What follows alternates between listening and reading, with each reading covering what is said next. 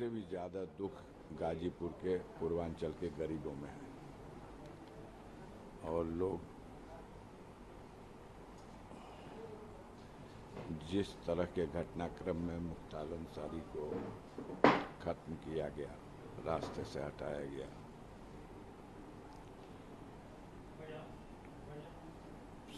समय आएगा तो आप देखिएगा पूरी तरह से हमारे पास पुख्ता सबूत है कि उनको जहर दे करके मारा गया है। और एक दुर्दांत अपराधी को बचाने के लिए पूरी सरकार और उसकी मशीनरी इतना बड़ा षड्यंत्र कर सकती है, शर्म ही नहीं है। सब कुछ पटल पर है। सिर्फ एक बात पूछ लीजिएगा कि 26 तारीख को मुख्तार अंसारी को, जो न्यायिक अभिरक्षा में बांदा कारागार में थे, उनको मेडिकल कॉलेज क्या भेजा था? कोई सैर करने की तो जगह थी नहीं। सुपरिटेंडेंट कहते हैं हमने 2 बजे उनको भेज दिया क्योंकि हमें डॉक्टरों ने सलाह दिया। 3 डॉक्टरों के पैनल ने कहा कि इनकी हालत सीरियस है, इन्हें मेडिकल कॉलेज भेजा जाए। मेडिकल कॉलेज में उनको 3 बजे 3:30 बजे वहाँ एडमिट किया गया। हम लोगों को एक टेलीग्राम पुलिस के माध्यम से रात में 3 बजे के बाद थाने से आके दिया गया, रेडियोग्राम है कि आप तत्काल मेडिकल कॉलेज बांदा पहुंचिए, मुख्तार अंसारी की हालत चिंताजनक है और उन्हें मेडिकल कॉलेज में सुपरिटेंडेंट जेल ने भर्ती कराया। हम लोग गए वहाँ, वो जेल में हॉस्पिटल में भर्ती थे। उनसे मिलने का बहुत मुश्किल के बाद 5 मिनट का मौका दिया गया और 5 मिनट की मुलाकात में पहली बात उन्होंने कही, उनको पहले से भी मालूम था और उस दिन भी पहली बात यही कही कि भैया ये जहर जो हमको खिला दिए हैं सब, उसका असर इतना बढ़ता जा रहा है कि हम मूर्छित हो जा रहे हैं और मुझे बहुत बेचैनी है, मेरा पेट में इतनी गैस बन रही है और शरीर की शक्ति खत्म हो गई है, दर्द बहुत है।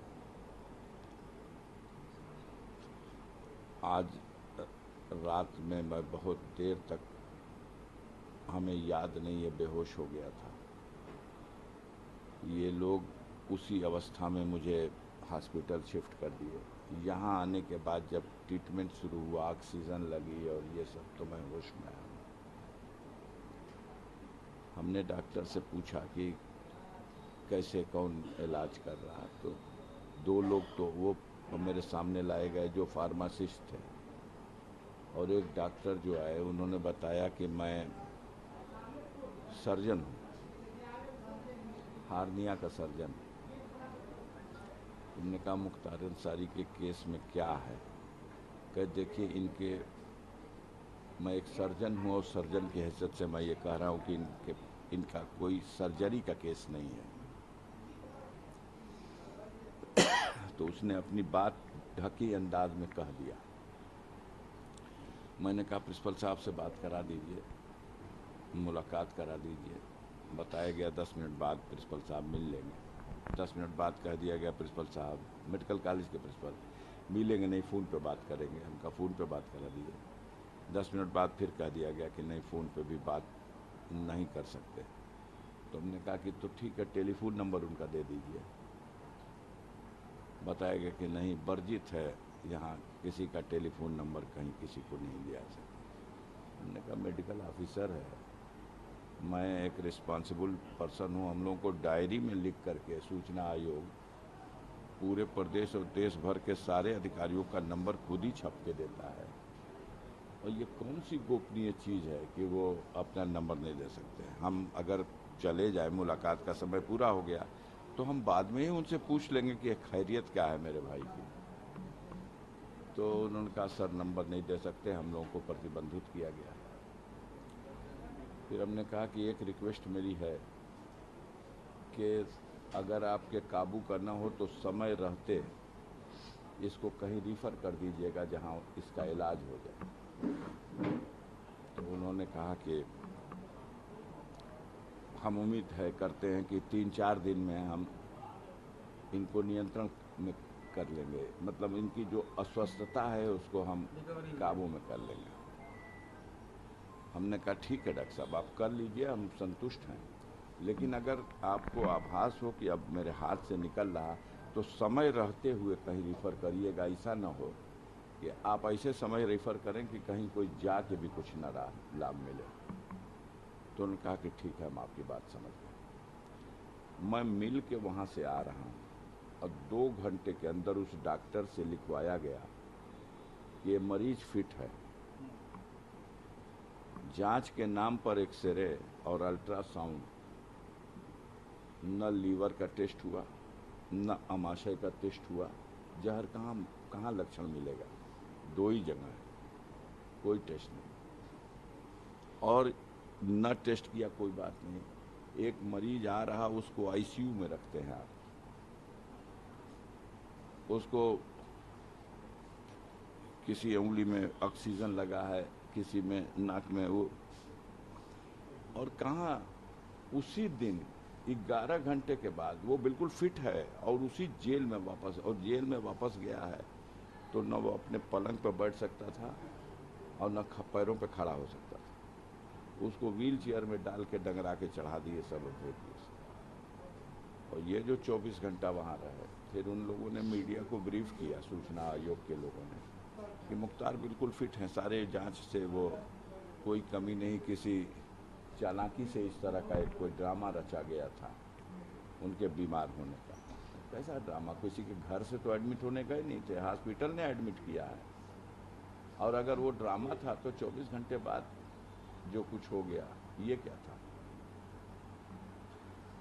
उसके ट्रीटमेंट का कुछ जो लाभ मिला, उन लोगों को शॉक हुआ कि ये तो बच गया है। हम लोग तो लास्ट स्टेज समझ के भेजे थे, तो बच गया, इसको फिर ले जाए, फिर ले जाके इतना लॉस कर दिया।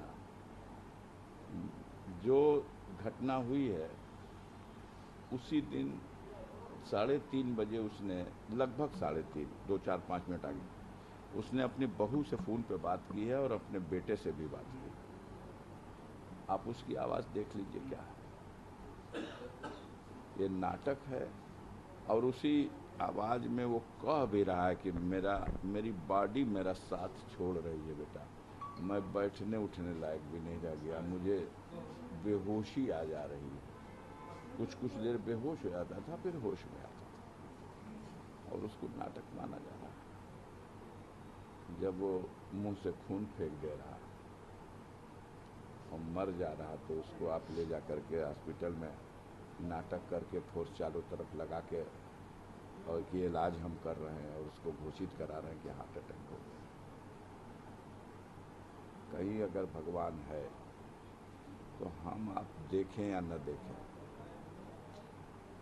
वो तो देख रहा है कि कितनी निर्दय होकर के इन लोगों ने उस व्यक्ति को, वो हट्टा खट्टा गुड पर्सनालिटी का आदमी है, मुझसे 10 साल छोटा है, मैं उसका 10 साल बड़ा हूँ, मेरे सामने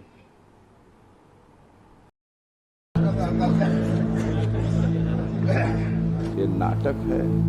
और ये मुख्तार अंसारी के बड़े भाई अफजाल अंसारी हैं, गाजीपुर से सांसद। बॉडी मेरा साथ छोड़ रही है बेटा। अपने की मौत पर ये सवाल उठा रहे हैं। इनका कहना है कि जिस दिन मुख्तार की मौत हुई, उसी दिन दोपहर में उसने अपनी बहू से बात की।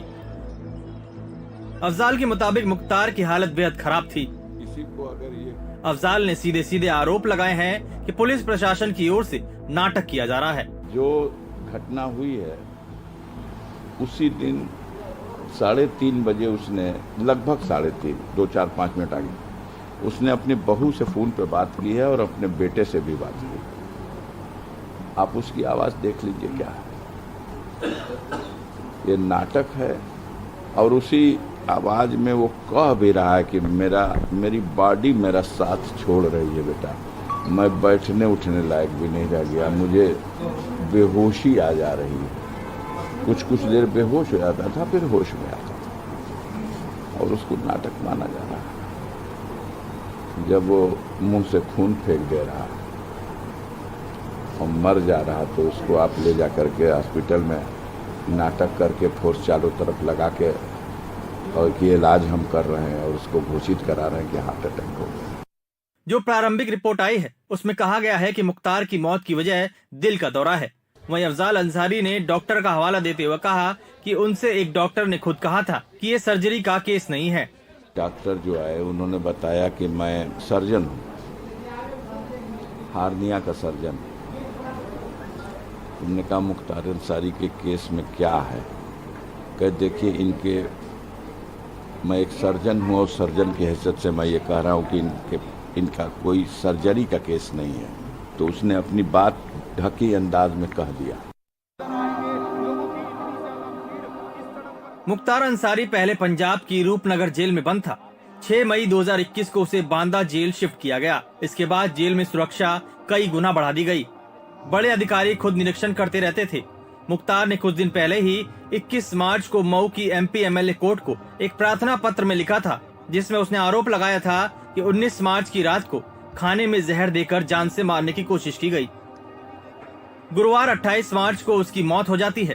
मुख्तार की मौत पर परिवार से लेकर तमाम विपक्षी दल भी सवाल उठा रहे हैं, जिसके बाद इस मामले की न्यायिक जांच के आदेश दे दिए गए हैं। इस मामले में 1 महीने के अंदर रिपोर्ट जमा करानी होगी। बांदा से रणबीर और गाजीपुर से तनिष्क पंजाबी, एनडीटीवी इंडिया।